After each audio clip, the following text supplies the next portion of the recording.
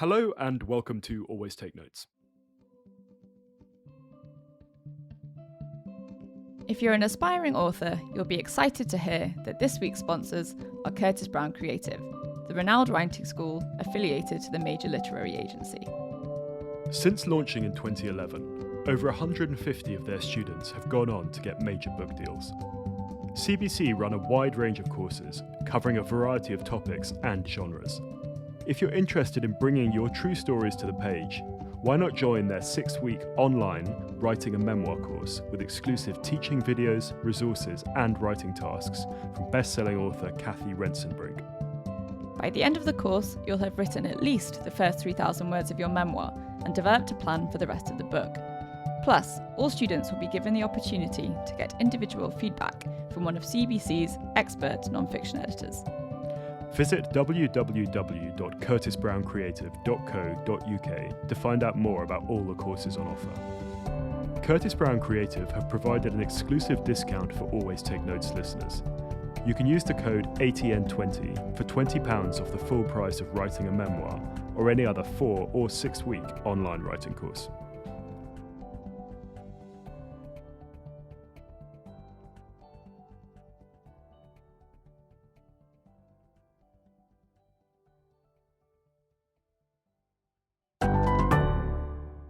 Hello and welcome to Always Take Notes. In this episode, Rachel and myself spoke with the journalist and author George Packer. We spoke to George about writing his latest book, Last Best Hope in Lockdown, about his early ambitions as a novelist, and about working at The New Yorker, The Atlantic, and the journalistic climate today. It's a great episode and we hope you enjoy it. Welcome, George, to Always Take Notes. It's fantastic to have you on the show. Could we start by talking about Last Best Hope? Where did the idea come from? I read in an interview that it was a COVID book and sort of born of being in isolation. Yeah, like a lot of people, I was trapped with myself, with my thoughts for most of a year. I couldn't travel, I couldn't report, I couldn't do what I usually do, which is go out and interview people and find stories in the world. But I had a lot of thoughts in my head, and I did a lot of reading during those months. A lot of American history reading and books about America, especially Tocqueville's great Democracy in America. And meanwhile, the world outside was headed for some cataclysm. It was a dramatic year, 2020, with not just the pandemic, but the protests and the election, the threat of violence, the attempt to overturn the election. So all of that concentrated about 20 years of experience and thinking into a few ideas that I wanted to set down. It's basically a pamphlet. It's a book. It's in that literary form that I think of as the pamphlet. And it's not my main form, but I do love the essay. I love reading and writing essays. And so rather than a long 400-page narrative, which is what I've been doing the past 20 years, I thought I have to set down these thoughts while I have them in the middle of this crisis, which will give them some urgency, and try to figure out what I have to say about the state of my country and how it got to this point and where it might go. And this kind of central idea that you have of these 4 different unreconciled, maybe unreconcilable Americas, the free America of Reagan, the smart America of Clinton-era technocrats, the real America of Trump, and the just America of Me Too and BLM. Where did you first kind of conceptualize that as an idea? I began to think that the red-blue divide, which is so permanent and pervasive, it's been with us for those 20 years that I'm talking about, was inadequate, because there are little mini civil wars going on within each side of the red-blue divide. Trump was an uprising against the Republican establishment, the elites and their orthodoxy, which has been the same ever since Reagan. Essentially free markets, low taxes, deregulation. The whole Reagan-Thatcher ideology had just become dogma, stale and hardened dogma of the Republican Party, until Trump, who brought in a kind of unfamiliar nationalism, ethno-nationalism that Americans generally don't have as part of our politics. And it was in direct conflict with some of those orthodoxies of Reagan's America: free trade, open immigration policies, and small government even. Trump was not running on that stuff. He ended up governing as a rather orthodox Republican, but really the energy behind Trump was coming from the base, from the grassroots, and it was populist. And it reminded me more of European ethno-populism than of the main traditions of American politics. So for me, that was two different narratives. One I call Free America, and one Real America, which is a phrase Sarah Palin used in the 2008 campaign to describe the good Americans, the white Christian, small-town, rural Americans. And they became the heart of Trump's movement. And on the other side, in Blue America, there's also been a kind of civil war, or maybe better yet, an uprising that has won without much of a fight. And that's between generations, between boomers and millennials, and between almost parents and children. The parents, meritocrats, educated, wanting their children to continue the family business, which is success, through the institutions of success: higher education, finance, law, media, academia. And the children who came of age amid the post 9/11 wars, the financial crisis, the Great Recession, and Trump, and who really have said, we don't believe in your meritocracy. It's a scam.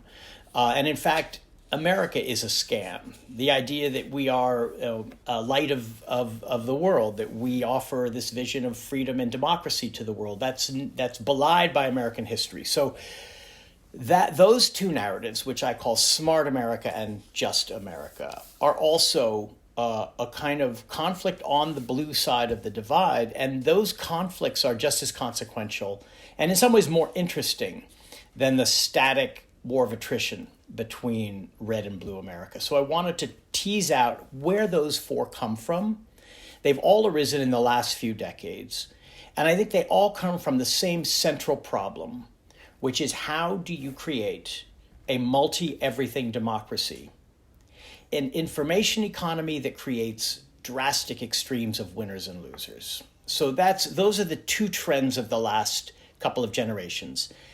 Of the rise of a multi-everything democracy in this country, with immigration from all over the world and with disenfranchised groups making themselves heard, and also the vast inequalities that came with the end of the industrial era and the rise of the information age. And those two have created a kind of anxiety and competition and even hostility between Americans who feel that they're losing out, or that they have been silenced, or that their way of life is threatened. And so those four narratives reflect, I think, the impasse we're at with the two trends I've described. And they don't recognize each other as Americans. There's a kind of existential denial and a sense of threat that really makes politics difficult. It makes it difficult to solve these problems through ordinary political procedures. In recent decades, and in particular in recent years, there's been a few books, a few takes on the contemporary American condition. What made you want to add to their number? I've written a few myself. In 2013, I published a book called The Unwinding, which is narrative journalism. It's a portrait of America over the same period, the 70s and 80s to the present, but told through stories. Stories of ordinary people, stories of famous people. And it's sort of in the form of a nonfiction novel, you could say. And I like that form. I'm a failed novelist. And so for me, nonfiction is a way to redeem my love of narrative without having to actually invent.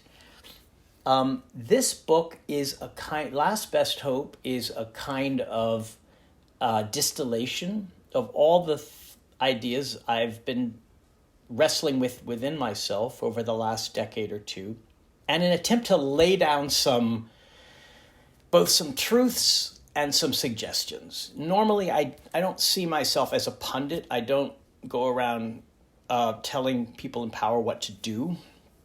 But I felt I owed it to myself and to the reader to put my cards on the table. So by the end of the book, I feel I've laid out some ideas for how we can get out of the trap I just described, and what it is about America and Americans that we can still draw on. Because right now, it feels as if the bank is empty. It feels as if the well is dry. Americans have very little confidence in our country and in our history as a source of inspiration. And I wanted to go against that trend a bit, because I think there are still things that give us reason for hope. And you were working on this book during COVID and it coming out on the heels of the Trump presidency. Were you ever concerned that you might be overtaken by subsequent events, that another twist in the tale might emerge? And I suppose, how do you think this will be read in 10, 20, or, in the future? How do you think your analysis will age going forward? Well, my biggest fear, Simon, was that Trump would be reelected. I feared that as a citizen, but I also feared it as a writer, because much of what I wrote would be pretty irrelevant and theoretical during a second Trump term. Fortunately, Trump was defeated, and I think a lot of the ideas in the last part of the book are actually being pushed now as policy. Certainly nothing to do with my book, but as policy by the Biden administration, under a rubric that I think of as the fifth narrative, the one that isn't of the last few decades, but that is a new narrative that I would propose called Equal America, which is drawing on our history and on our national character as a country of people who all feel they must be equal to others, that we all must have the same status, the same rights, the same opportunities, that nothing should be closed off to us, that no one should be born into their destiny for the rest of their life. That's an ancient American passion, as Tocqueville called it. And I draw on it because I think countries are not social science experiments. They have certain core qualities that cannot be changed by utopian ideas. And this is a core American quality that I think Biden is using in justifying spending on workers, on infrastructure, on the poor, on caregivers, and in pursuing anti-monopoly policies as well. So those are the core ideas at the end of the book, all under the rubric of Equal America. And how will they look in 10 years? I'm sure that in the day-to-day, year-to-year world of Washington politics, they will look relatively thin and irrelevant because nothing much happens anymore in Washington. But I hope that they will still look viable as a long-term trajectory for the country. We're not going, each side of the red and blue divide thinks it's about to win a total victory. Every election seems to bring the prospect of conquest. It never happens. We are permanently divided. So we're not going to see a dramatic policy or political transformation of the country. It just doesn't happen that way. But I think slowly and incrementally, we might see a country that looks more and more like a country of equals, which we've stopped being. So that's my hope. And I don't think the book will be dated if that's a direction that we continue to move in.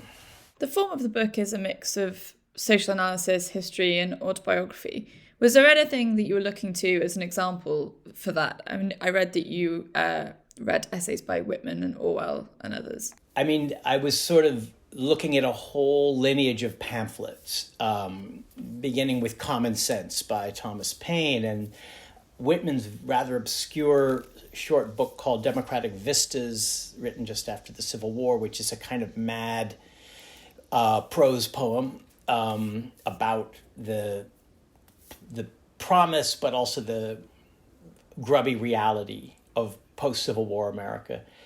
Walter Lippmann's Drift and Mastery, which is a very lucid, rational, progressive era essay. Orwell's not very well known The Lion and the Unicorn, which he wrote during the Blitz in 1940, and which essentially argues that for Britain to win the war, it has to have a socialist revolution.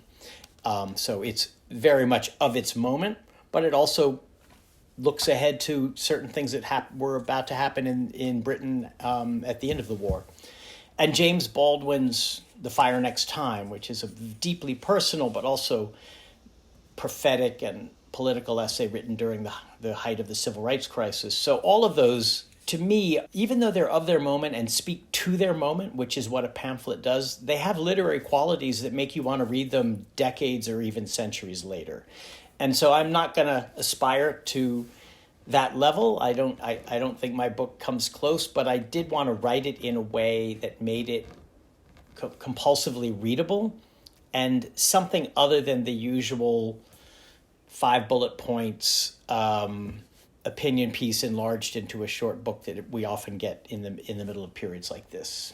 Could we roll back now, George, to the start of your career? Is it right that you grew up in California, parents were academics and writers, college at Yale, Peace Corps in Togo? What part along that journey did you know that you wanted to write? I always wanted to write, really from the age of about 12, but I wanted to write the kinds of books I love to read. And what I was reading throughout my teens was mostly fiction. So I went through a period of writing horrible imitations of Joyce, horrible imitations of Faulkner, even worse imitations of Bellow, and kind of never lost that idea that a writer is a novelist. That was my kind of the prejudice that was somehow worked into me, and it was a destructive prejudice. But it takes a long time for some writers to figure out what they should write and how they should write. My life and my idea of being a writer took a turn with the period in Togo as a Peace Corps volunteer, which was a pretty rough and unhappy time of my life. And when I left Togo, I was 23, and on my way back to the States, I stopped in Barcelona and happened to pick up a copy of Homage to Catalonia by Orwell in an English language bookshop. I read it on the plane home, and somehow the first sentences of that book had a really powerful effect on me. Something about the clear-eyed, straightforward, honest prose of Orwell that was not afraid to look at life and at himself, and that didn't look at himself in a solipsistic way, but in order to get to the larger importance of his experience. All of that gave me an idea of, writing does not mean getting lost in yourself. Fiction often had that effect on me of kind of disappearing into my imagination or into my feelings and having no connection to the world. And I realized in order to get through this rough experience, I need to look at it clearly and connect myself to the world, to the experience I had. And Orwell seemed to offer a way. Nonfiction offered a way. I had not read nonfiction. I didn't know what it was. I knew what journalism was. I knew what history was. I did not know what literary nonfiction was. We didn't read it in high school when I was a kid. It didn't exist. I knew about 1984 and Animal Farm. I didn't know about Homage to Catalonia. But that book in some way was much closer to me, to my spirit, than Orwell's most famous novels. So I began writing a book about my years in Togo that came out in 1988. It was my first book. It was The Village of Waiting. And it was, for me, a kind of revelation that you could write about yourself, but also about the world and ideas and other people, and do it with the same texture and moods and energy of fiction. And I should have taken that as a sign that I am a nonfiction writer. But I still had stuck in my head the idea that writers are novelists. The rest are somehow less than writers. So I tried to be a fiction writer. I wrote 2 novels. They were published. They were not widely read. They did not make me any money.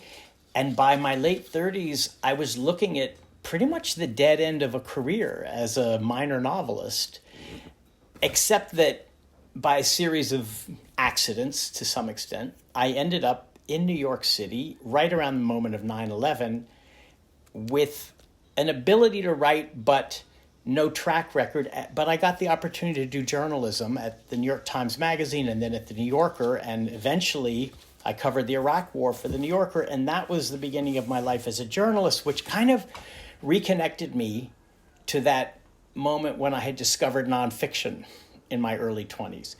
And now I realized nonfiction is literature too, if it's of a certain quality and a certain aspiration. And so that's what I've been doing for the past 20 years, but in some ways, still with the head of a novelist, even though my novels failed. And so that's a very, maybe too long answer to the question of how I got into writing. Not at all. To track back briefly to your time after the Peace Corps, before you wrote your first book, what were you doing career-wise then? How were you making it work financially? I was working in construction, Rachel. I was working on basically home renovations with a very eccentric crew of hippie carpenters who took me in, even though I had no skills whatsoever. I think they were sort of interested in me because I had just come back from Africa and wanted to be a writer. And some of them were, secret poets, but they were also extremely skillful carpenters, and they taught me carpentry, at least as much as they could teach me. So for 4 years during the 80s, I worked on construction sites while writing The Village of Waiting. And when that book came out, I got a teaching job as a freshman, first-year writing instructor at Harvard on the strength of that book. And so that began about a decade of very badly paid adjunct writing, teaching of writing jobs, which is sort of what writers do when things are not going well. They take little temporary jobs at different colleges and get exploited by well-endowed colleges and teach writing as well as they can. And I did that for about a decade before I started writing journalism, which paid enough that I no longer had to teach. What were the series of events then around 9/11 that then parachuted you into doing this magazine writing? How did that take place?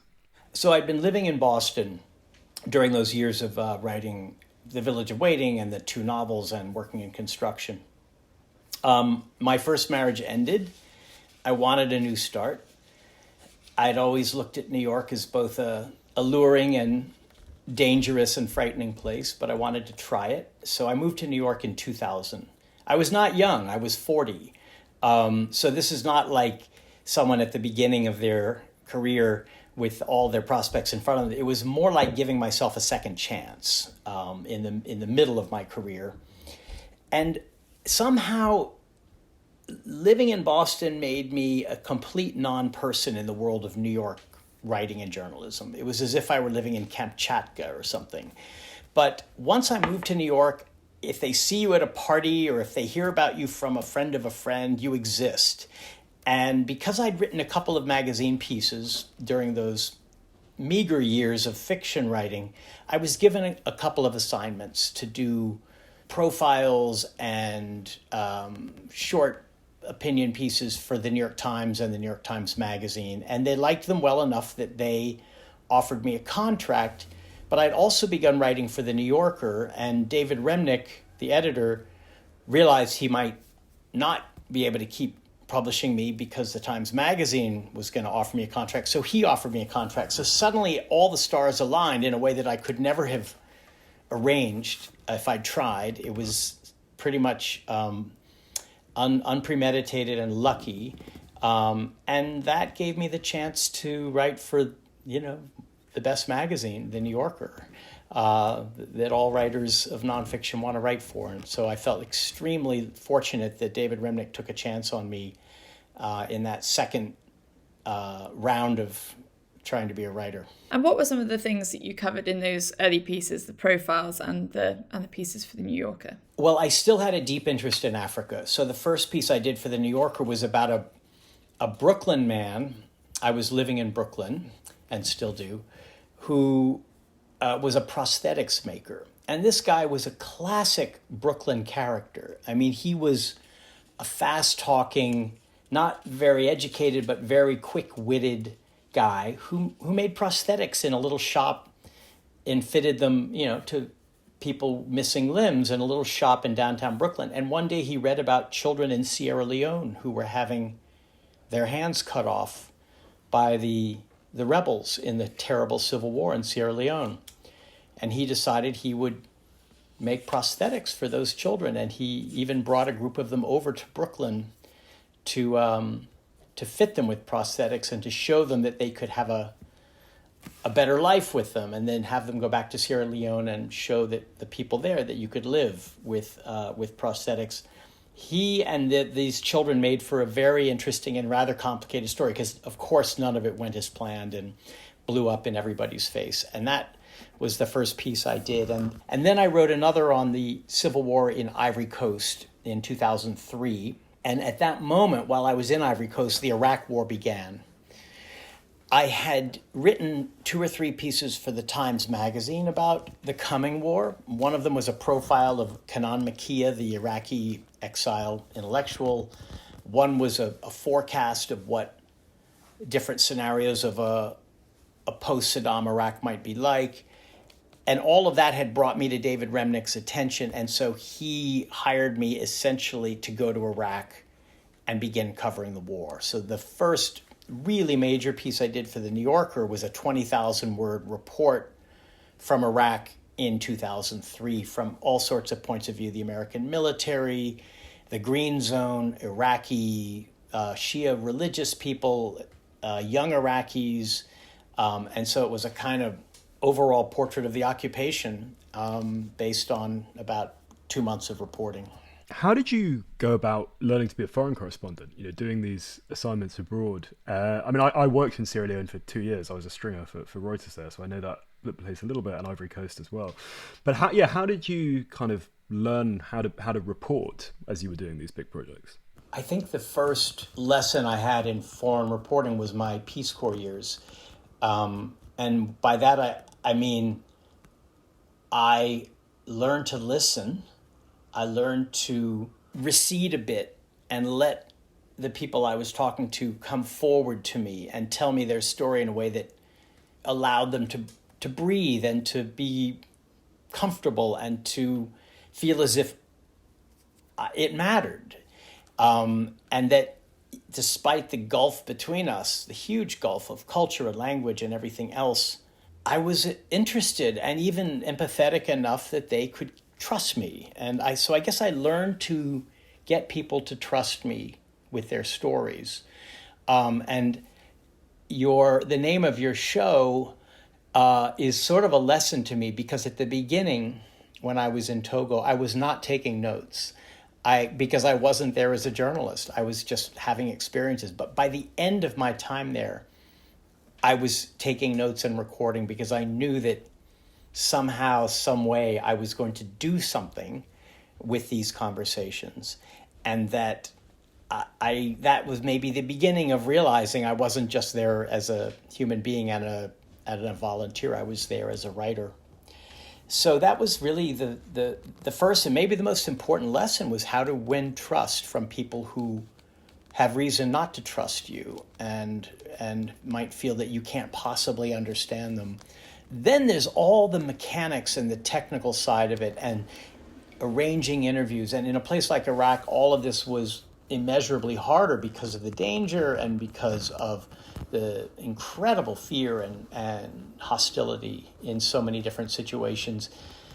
That I just learned as I went on the job, and probably made 100 mistakes and always felt like a bit of an imposter because I was new at it, and there were plenty of people around me, maybe like you, Simon, who were more seasoned at it, who'd been doing it longer. I've always felt it was a great lack on my part that I'd never worked for either a newspaper or a wire service, because I would have been forced to learn some of those really fundamental but essential skills, like filing on deadline, on a very tight deadline, and finding a source really quickly.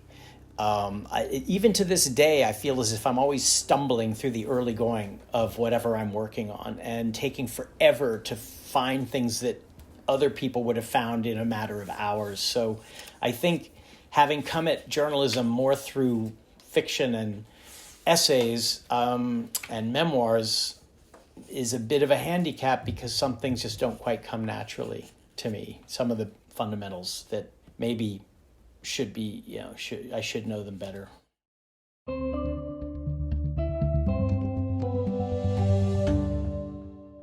Hello, it's Artemis, the producer of Always Take Notes. I hope you're enjoying Simon and Rachel's conversation with the award-winning journalist and author George Packer. As you may have guessed, it's time for the next instalment of our new segment. In this segment, we share bonus material from previous guests of the show. They answer one of 3 questions. What's a piece of advice you wish you'd had at the start of your career? When is a time you failed? And what's the most important trait that someone in your profession can have? Their answers weren't included in the main interviews that Simon and Rachel did with them, so hopefully they give you some fresh insight into the careers of some of the brilliant guests that we've had on. So, without further ado, here's the journalist Shirin Kale on a time in her career she failed. I would probably say that there are a few pieces that I look back at that I wrote early in my career where I wonder whether I could have been a bit kinder to the people that I was profiling. Often when you're starting out, you really want to be very caustic and have great observations and be incredibly insightful. And then as you get older, I think you realise that you should possibly give people the benefit of the doubt a bit more. And that's one thing I try to do really consciously now, is be incredibly empathetic and really try and take people in good faith wherever possible. That was Shirin Kale. Now back to Simon and Rachel's conversation with George Packer.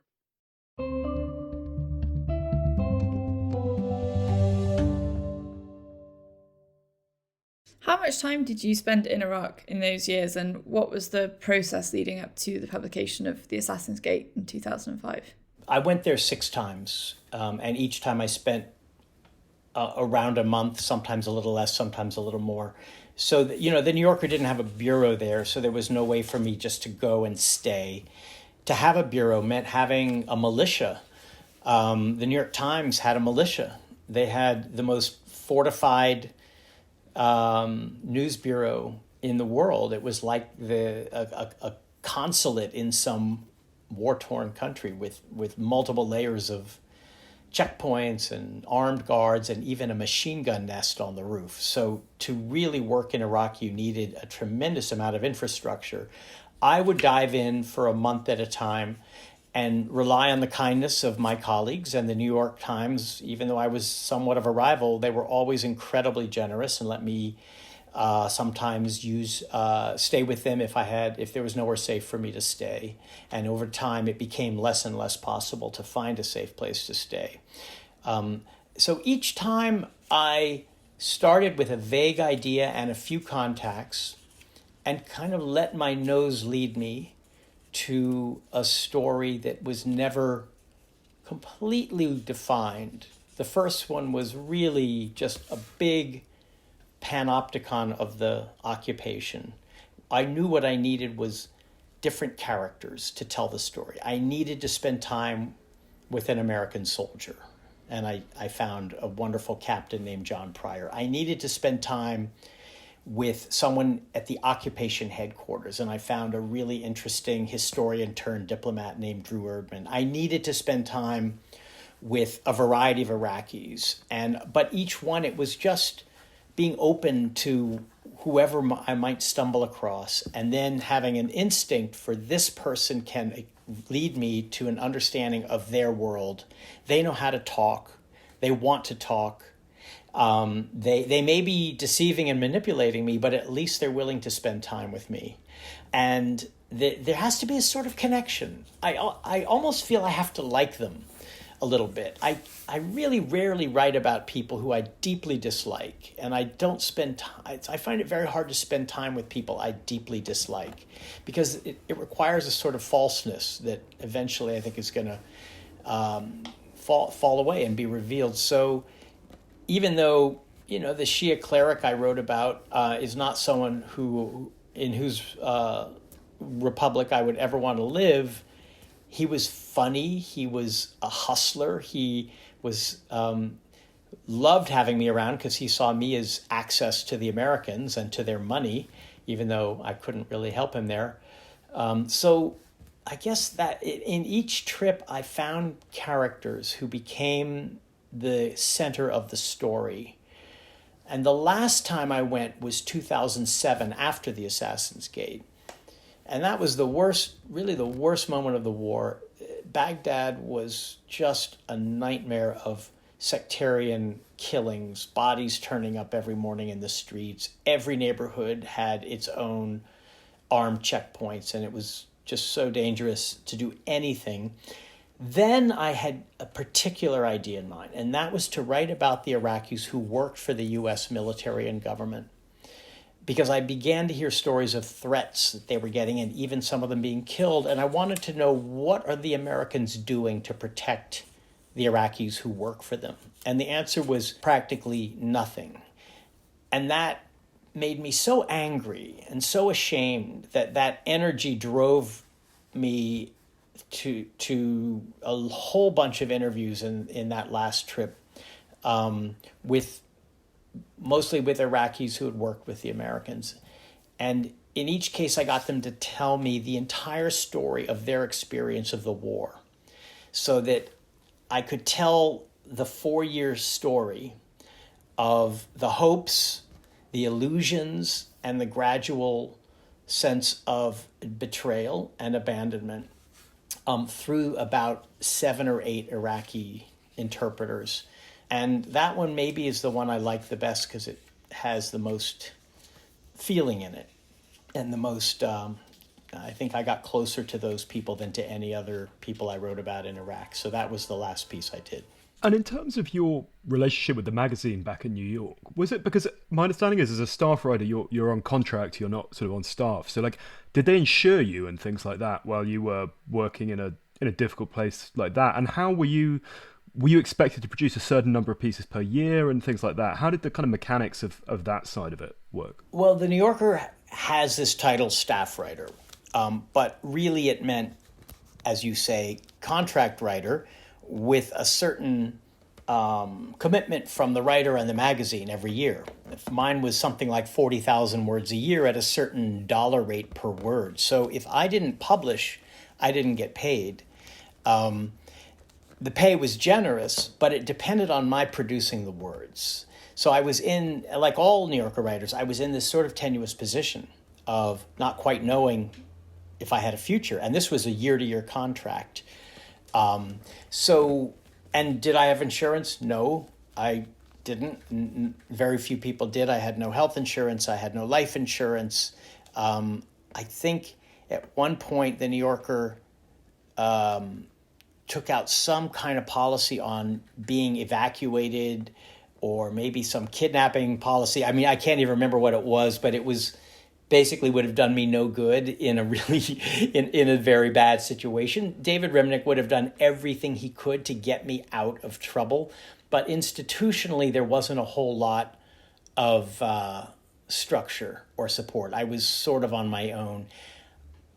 Eventually, the New Yorker gave me health insurance, made me a true employee, a true staff writer, on the strength of those years covering the war in Iraq. And that was a deal that I was lucky to get from the magazine, and that made me one of only a few people at the magazine who had that deal. But really during those years in Iraq, I was really kind of on a very thin lifeline and making my own way, finding my own fixers and interpreters and drivers, with the help of colleagues always. But and without those fixers, I should say, and they were sort of part of the story of that last story I described. Without those fixers, I and other foreign correspondents couldn't have spent 1 hour in Iraq.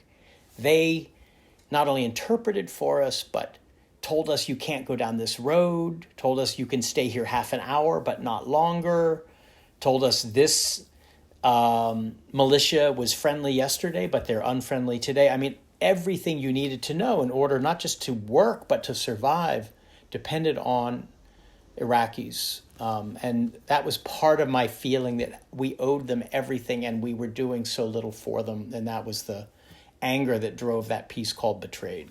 And what motivated you to use some of that material for Betrayed as a play? Why did you want to tell the same story in a different format? Well, so as you know by now, I'm a failed novelist. I may be also a not quite failed playwright, but someone who always loved theater. My hero when I was a kid was, believe it or not, Laurence Olivier. I even wrote him a letter once saying, I want to be just like you. And he wrote me back, saying essentially it's a tough life, so be careful what you wish for. And if you ever come to England, please look me up. He was incredibly nice about it. So I didn't end up being an actor, but I love theater. And when I was working on Betrayed, I somehow was contacted by an off-Broadway theater that basically said, do you have anything? And I realized I did have something. It was just the right timing. And so much of the story I'm telling you is really about timing. Because those voices of the interpreters that I've been hearing were so powerful and stuck in my head so poignantly that I felt even in a 16,000 word New Yorker piece, I had not done them justice. I had told their story with a lot of quotes and a lot of details, but still I was the one telling the story. And I felt they needed to be able to speak directly to a reader or an audience. And when I was asked if I had anything, I realized, yes, I have these interpreters, and I should try to have them tell their story by dramatizing it. And so I began to write a play based on the journalism I had just done. And what I can say is the further I got from journalism, the better it became as a play. At first, it was too literal, too close to what I'd actually reported, and even had a journalist character in it who didn't belong there. By the time it opened off Broadway, which was in January 2008, it was very quick, the whole process, and very pleasurable. I loved it. It was a great experience, really. By that time, it had become a real play without an intermediate journalist and without too much journalism. The characters had become imaginary figures, although they were all composites of the reporting I had done. And I have to say, it was a good play, and it did really well. And ever since then, I've wondered, why don't I write another play? And the answer is because I don't have one. But if I had one, I would write it in a heartbeat, because I loved writing that play. And each night after the performance, we would have a little session on stage, because all these Iraqis were now coming to the United States to escape. I did a lot of work helping them get asylum, writing letters for them. And so I would invite them to the production, and they would watch their lives on stage. And then afterward, we would sit and talk on stage about Iraq. And it was a really good and somewhat disturbing experience for the audience, because this audience was basically a hardcore anti-war audience. And to hear from Iraqis whose views of the United States and even of the war were pretty complex and by no means purely anti-war, forced the audience to think about the experience of the Iraqis and not just the point of view of Americans looking at the war at a distance with horror. In terms of more recent developments with you, two things I was particularly interested in was leaving the New Yorker and moving to the Atlantic, what your interest and motivation for that was, and then where your more recent books, and particularly the Holbrooke biography, fitted in. So how did those two pieces come to pass? Well, first, the Holbrooke biography. I was working on The Unwinding, which in some ways is the book I'll probably, if I'm remembered at all, I'll be best known for. It's about America today and America over the past few decades. And it was a sort of early warning sign of Trump coming. It was published in 2013, but people take it now as a somewhat prescient portrait of a country falling apart, institutions in decline, ordinary Americans atomized, alienated, angry, the economy not working. So it was a picture of the country that maybe journalists had not focused on enough, and that I think put an image and a story in people's minds that has come to pass. The Holbrooke book came to me while I was working on that. Basically, he died in 2010. I had known him a bit. I'd profiled him in the New Yorker. His widow offered me his papers. I took them without knowing why. All I knew was I had a chance to get them. I had to decide then and there. For years, I didn't know what to do with them. They sat here in my office in these giant black filing cabinets, kind of glowering at me because I wasn't using them. And finally, I began to read his papers and discovered an incredible character, this diplomat, this flamboyant diplomat who had kind of been everywhere, from Vietnam to Bosnia to Afghanistan. And he became a character for me. And that allowed me to write the book. I didn't want to write a conventional biography. The whole thought kind of bored me, having to tell you what courses he took in high school and who his college friends were. I had no interest in that. What I wanted was to write about the past half century of American foreign policy and history through a really gripping, even mesmerizing character. And again, my background with fiction was crucial here because Holbrook became a kind of, I won't say I created the character, but the narrator of this book is an invention and is almost a kind of Marlowe-esque witness to the story. It's not a conventional narrative voice of biography. It's the voice of a particular person who's not me and who just seems to have known Holbrook all along and is telling you the story as a long yarn. And that gave me so much energy and fun that I was able to get through the tedium of biography. So that book was a bit of an accident that I turned into something that I was able to make work and make good for me as a writer, able to use different sides of my writing in ways I hadn't before. That doesn't really have anything to do with my leaving The New Yorker. The two kind of happened coincidentally. I left The New Yorker, I'd say, for two reasons. One, because I wanted to write more in the vein of Last Best Hope, more political essays, more direct. Yeah, The New Yorker has commentary, but really what The New Yorker prizes most is deeply reported narratives, which I love and which I love doing for The New Yorker.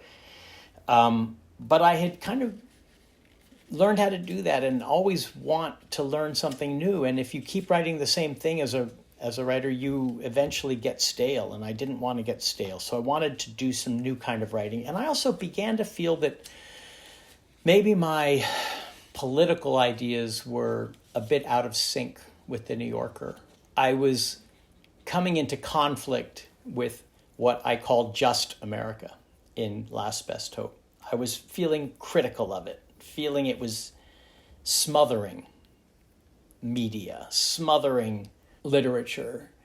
And The Atlantic seemed like a place where it was less oppressive and where there was more room for a variety of points of view. So those two impulses led me to go to The Atlantic, where Jeff Goldberg, who's an old friend of mine, was good enough to hire me, and where I've been working for the last few years, all of which takes nothing away from the incredible education I got and joy I got working with the best journalists in the country at The New Yorker, an experience that, was the experience of a lifetime. Could you expand a little bit on that point of progressive politics and media and the conflict there? You've said that you think among young journalists today in particular there's a sort of hostility to free expression. Could you elaborate? I mean, the word justice is a really important and powerful word.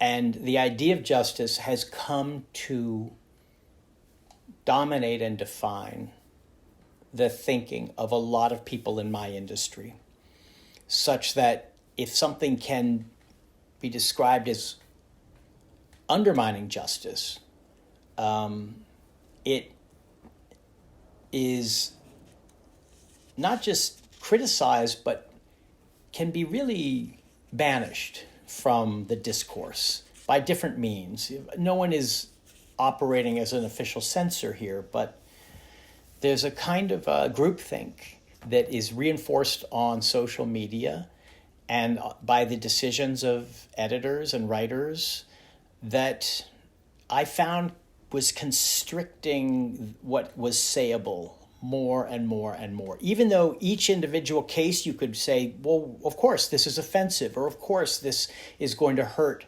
this group, or of course, this doesn't reflect current thinking on social justice, or of course, the terminology has just changed last night, so we don't use words like that anymore. In each case, you could see the virtue of it, and yet the overall effect was to constrict thinking to the point where everyone was censoring themselves. Everyone was constantly asking themselves, can I say this? If I do, will I get in trouble? Will my editor let me? Will the Twitter mob kill me? Will it help my ideological adversaries if I say this? And this kind of thinking, which is so common now, partly because of technology and partly, I think, because of this philosophical change in a new generation. This is really being driven, I think, by younger people who, again, have a passion for justice. But that passion for justice has become, I think, an oppressive one, and one that is in direct conflict with the freedom and the latitude to experiment, to take risks, even to be wrong, which is necessary for any serious writing to happen.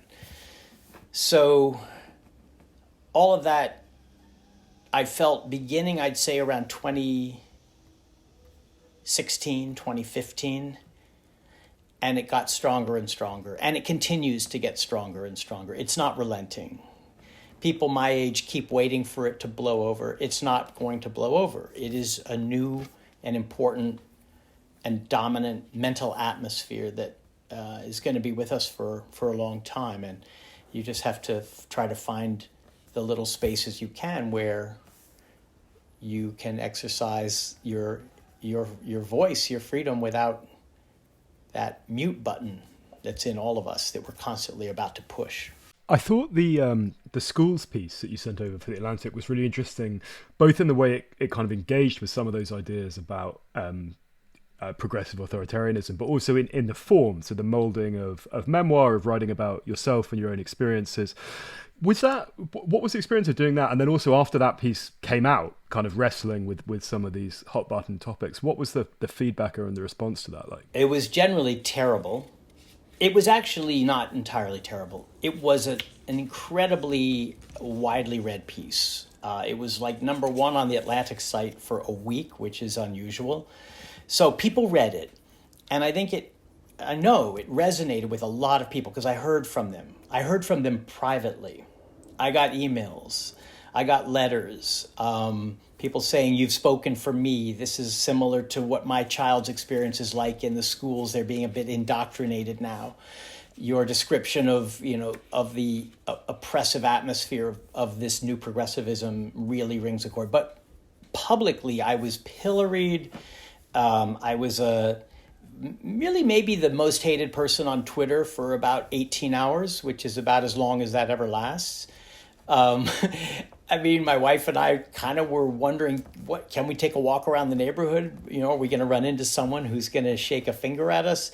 It was a really sobering experience to feel that hated and that reviled. I was called a segregationist, a white supremacist, a privileged white male, basically writing from my experience, which is something, back to Homage to Catalonia, I've always thought is a kind of necessary test of honesty. Are you willing to expose yourself and maybe the complexity and even the ugliness of some of your thoughts in order to test them, in order to understand them, and in order to connect with other people by showing us all a dilemma that we're in? I discovered that that's no longer... It's a dangerous thing to do. You're making yourself vulnerable. You're essentially showing your throat and saying, if you got a knife, you might want to do it. Because rather than, at least it's honest, what you get is, can you believe this white male talking about himself as if he matters, as if his experience matters? So that the authority of personal experience, which is part of, I think, of nonfiction writing, as long as you are able to see yourself truly, critically, no longer matters. Now what matters is which group you belong to and what point of view you come to your personal experience with. You get credit if you belong to a certain group or if you have a certain point of view. If you don't belong to that group, if you have a different point of view, your honesty gets you nothing except abuse. So that was a pretty revealing experience about the atmosphere in which I wrote the piece and about which I wrote the piece. It was a confirmation of the piece. It showed me how little tolerance there was, how little generosity, how little intellectual openness there was when a piece that really is not, it's not a screed. It's actually a kind of a thoughtful meditation with lots of self-criticism in it. That doesn't work anymore. We're coming up towards the end of our time, but as a sort of final question from me, how does it work with pieces that are a quick turnaround? You sent us a recent piece about the evacuation of Kabul. How do you structure them? How long does it take you to write them? How long does it take to fact check, edit all that process? It's a really good question. These are all really good questions, by the way. I wrote that piece about two Afghan interpreters trying to get out of Afghanistan after the fall of Kabul on an airplane. It was about a 8-hour flight, and I started as soon as we took off, and I finished just before we landed. I used 2 long interviews I'd had with these two Afghans as the basis for the piece, along with readings I'd done and thoughts I'd had. And I sent it to my editor as soon as we landed, and I had an internet connection, and I heard back immediately. And then I said, I'm going to be unavailable as of, noon tomorrow, so we need to get this up. And it immediately went into both edits and copy edits. Fact checking, they did not do what the New Yorker has always done with printed pieces, which is to call those two Afghans and check every last thing I said about them or quoted them saying. That no longer happens on this schedule. It's impossible. So I would say fact checking suffers. But given that I had taken careful notes, I didn't worry too much about them, because now I do take notes. The piece was up less than 24 hours after I filed it. So I'm not quite at Reuters speed, Simon, but it feels more like the real journalism that I have always admired and never felt I did all that well or all that fast. And it also has the structure and the detail and the feeling that I think every worthwhile piece of journalism should have. This, I think, is the genuine final question, because we are right against the limit, but it's a rule of the podcast that we always ask about money and how it interfaces with people's writing lives. And you alluded to this earlier about this period where you're doing these adjunct jobs and kind of picking your way through then. Since that period in your life, since you moved to writing journalism, how has it worked financially, and how have you... did it continue to be hand to mouth, or be as candid or as guarded as you want, but we think it's kind of important to ask about this stuff? I do too. I think it's important. I had about 5 years as basically a freelance journalist from just before I moved to New York to when I was hired by the New Yorker, and I made a good living in those years. I was working a lot, and I was single, and I was able to travel or to produce quickly. And then the New Yorker hired me, and immediately I had an annual salary based on a word count, but an annual salary that was more money than I ever expected to make from writing. And that went gradually but steadily upward for many years until finances made it harder for the New Yorker to give raises, although they never totally stopped. So I have made a better living as a journalist than I ever expected to make as a writer. Books are harder.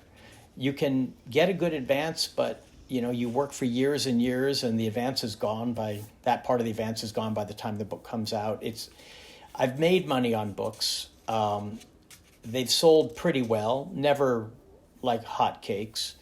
But really, the steady income of journalism has given me a kind of security that is, I mean, it's dangerous because you can get complacent, but it's also necessary because you don't have to worry all the time. You don't have to think maybe I should take an assignment that I don't particularly like or that I think is kind of not very serious. You can basically do what you want, and I've been able to do what I want while making a good living, which is just a remarkably lucky way to have a career as a writer, and I know it's a rare one, more and more rare. Well, that's a great note to end on. Thanks very much, George, for your time and for your candour, and all the very best for your future projects. I really enjoyed talking to you both. Thank you.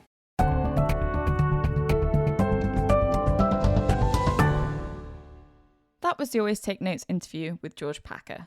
He's not on social media, but his latest book, Last Best Hope, is published by Vintage. We wanted to draw your attention to our crowdfunding page on Patreon. If you've been enjoying Always Take Notes, please do consider supporting us there. It helps us to keep the podcast going. If you support us on Patreon, you can get a great selection of rewards, including a shout out on the show and a selection of successful magazine pictures. If you pledge $10 a month, you also get a free 2-month trial to Otter, worth $26, alongside the other rewards. Otter offers automated transcription and live note-taking for in-person and virtual meetings. I found it to be a huge help when organising interview material. Thanks again for supporting Always Take Notes. Hello, it's us again. Simon, what was your main takeaway from the interview with George? I really enjoyed the interview. I've been an admirer of his journalistic work for a long time, and I'd met up with him briefly in New York before, so it was excellent to have him on the show. He was kind of fascinating, particularly in taking this sort of, I don't know if polemic is the right word, but this sort of extended pamphlet mode, almost a kind of 18th century mode, and applying it to the modern times. I also think he's quite an interesting voice in that he comes very much from a sort of New York liberal milieu, but casts a sort of critical eye and sort of wry eye, at least, on that world and on some of its pieties. And I was just also interested on some of the kind of craft and technical stuff of how he does his work, and interesting too as well that he'd had a shot at being a novelist and moved away from that, as well as a playwright. Indeed. Yes, it was fascinating to hear him talk about his literary influences and making the most of lockdown. And I feel like we didn't really scratch the surface of his sort of Pulitzer nominations, which is, I guess, a testament to how many other subjects we had to talk about. But obviously very accomplished writer in many different formats. I thought it was also interesting that he talked about kind of how he had to go to New York to sort of break into that world, that he was up in Boston and it wasn't kind of working, but it was like getting geographically, at least in sight of that world, was important to break in. But anyway, a really, really interesting episode. Anyway, Rachel, what have you been up to? I'm fresh from a fortnight away, so I've been doing lots of reading, but also going to museums and various other things. So that was very enjoyable. But looking forward to getting stuck into some writing projects that I've now had time to research while I've been away. How about you? I've also been away. I was in the mountains for a bit, which was excellent and good to get away. I'm busy, actually. I'm closing a big 1843 piece and writing a proposal for another one and stuff like that. So juggling various balls as ever, but good to be busy. No rest for the wicked, really. Very little. Anyway, this has been Always Take Notes, hosted by me, Simon Acomb. And me, Rachel Lloyd. Our producer and social media editor is Artemis Irvin. Our score is by Jess Danheiser, and our graphic design is by James Edgar. If you'd like to follow us on social media, we're on Instagram under Always Take Notes, on Twitter under Take Notes Always. Our crowdfunding page on Patreon is under Always Take Notes. And if you'd like to get in touch with us via our website or leave a review on iTunes, please do. Many thanks. Goodbye.